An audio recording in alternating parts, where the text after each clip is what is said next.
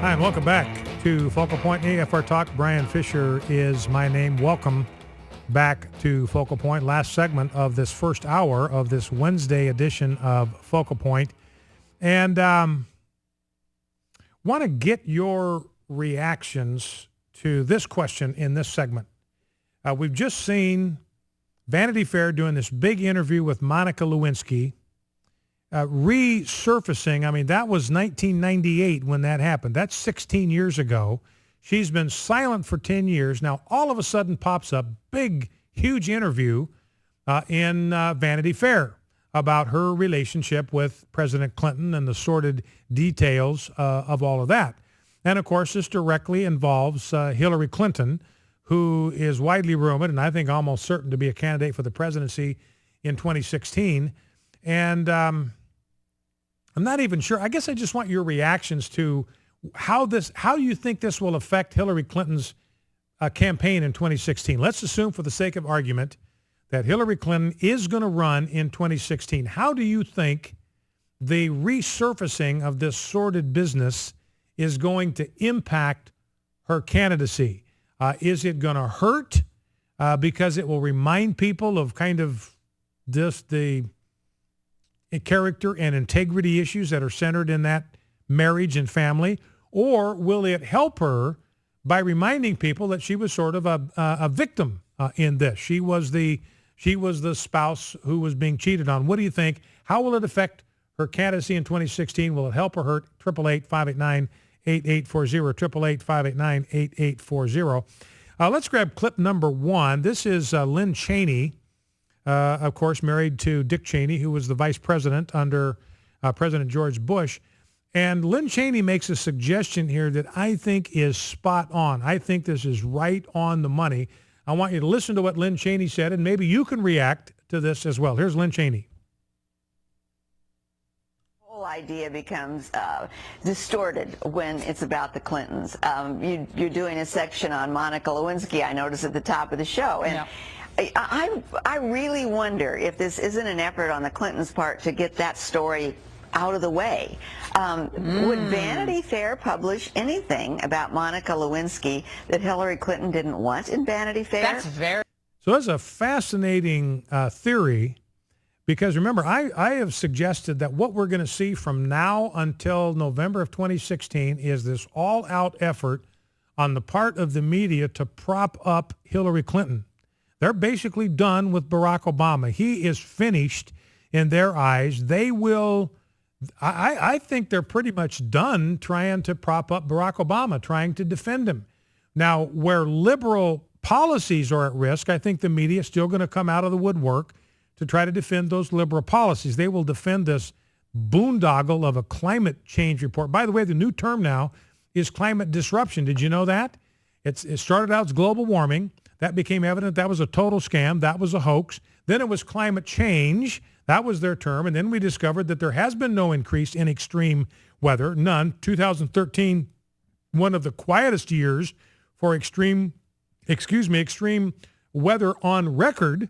And so they said, well, we can't use climate change anymore because the climate's not changing, or at least it's not getting worse. We're not having more. So now it is climate disruption. That is their new term of our I'm still going to use global warming, because this is what this whole thing is really all about. When you boil it down, it's about global warming.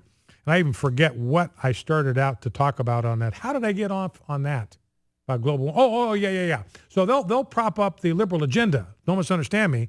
But I think they're done trying to burnish the halo on Barack Obama's head. But, man, they are dedicated to Hillary Clinton. They are dedicated to Hillary Clinton. The other thing, by the way, we're going to hear nothing but racism. I just wanted to get used to this, because all that liberals have going into this election cycle in November, all they've got is the race card. That's it. That's the only card they've got in the deck. They are going to play it over and over and over and over again. And I think, frankly, people are going to get tired of hearing that, because they know it's bogus. They know it's not true. They know it's fabricated. They know it's exaggerated.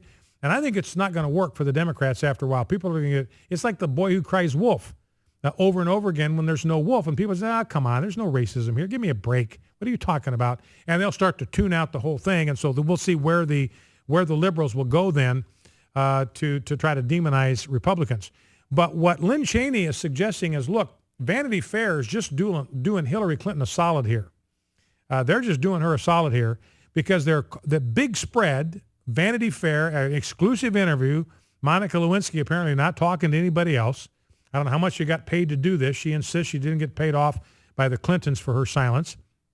But I'm willing to guess that she got a pretty hefty paycheck out of this for Vanity Fair because it's a big exclusive for them, got a lot of attention in the media over the last couple of days. So it's really good for circulation, good for their image and all that stuff. So I think Vanity Fair probably paid a princely sum to have this exclusive interview with Monica Lewinsky. And what Lynn Cheney is suggesting, and I think she's right about this because the media is in the tank for Hillary Clinton. She is the queen bee. They want her to wear the crown in November of 2016. And they know that this is a problem. They know that Benghazi is a problem. You want to know why they're fighting that Benghazi stuff? It's not because of their protectiveness for Barack Obama. It's because they're in the tank for Hillary Clinton.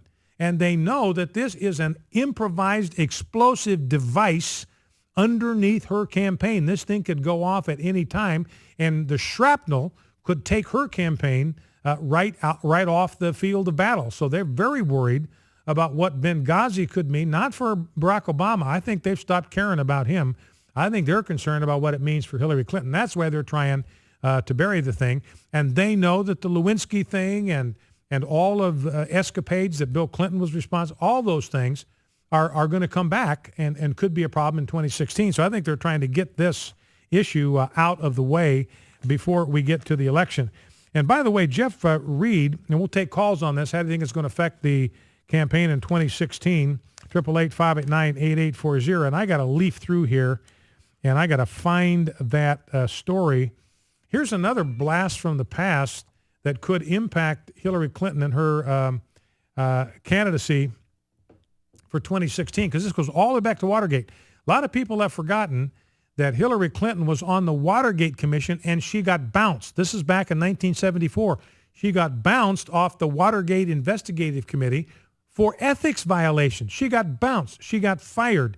Neil Bortz talking to a guy by the name of Zeifman. I don't have his exact identity, but he was the head of this Judiciary Committee that was investigating Richard Nixon, and Hillary Clinton was a counsel. She was a lawyer for the Judiciary Committee.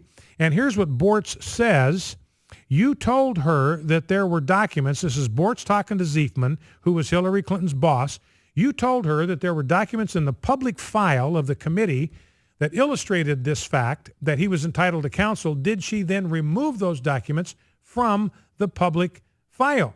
Because the question is whether Richard Nixon is going to be able to be represented by counsel during the investigation. She had access to documents that indicated by precedent, yes, he did. She took them and she buried them. She got rid of them so nobody could find them and find out that, yes, Richard Nixon was in fact entitled to counsel. Zeifman says, yes, she removed them.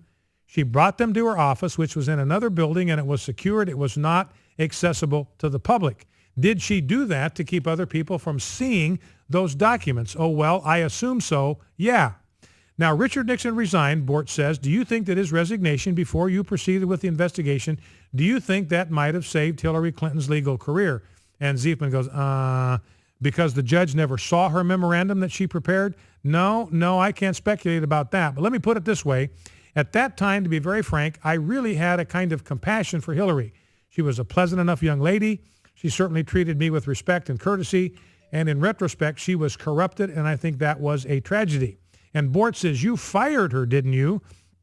Well, let me put it this way. I terminated her, which means he fired her, along with some other staff members who we no longer needed, and advised her that I could not recommend her for any further positions. Why not? Because of her unethical conduct. So Bortz is suggesting, look, what saved Hillary Clinton's legal career is that Richard Nixon resigned before this unethical conduct on her part became a matter of public knowledge. All right, let's go to the phones. Let's go to Benny, Austin, Texas. Benny, welcome.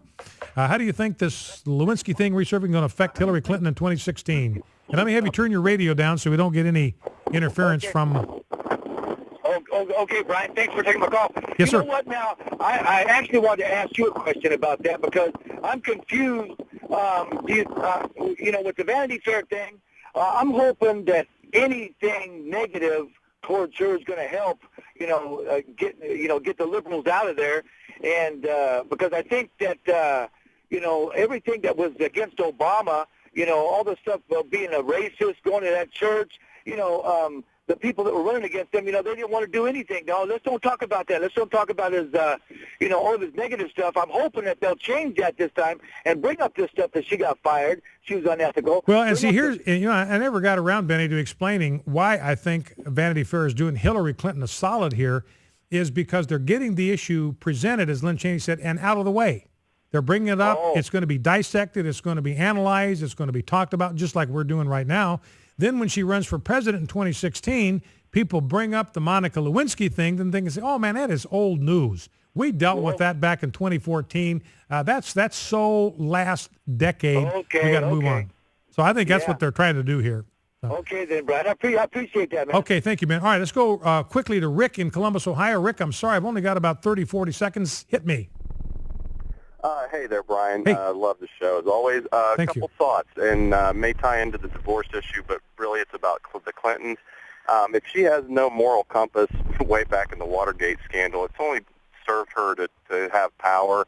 And the Bible speaks of when Rehoboam took the kingdom after Solomon, that Jeroboam got the 10 tribes. And from there on out, if you read the history of Israel, the main points that keep coming up is, and Israel's leaders caused Israel to sin.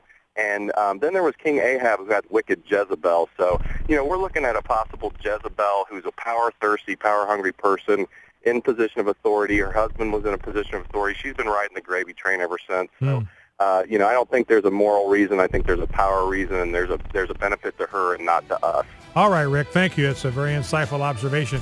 We'll be right back after the news. Focal Point AFR Talk. Stay with us.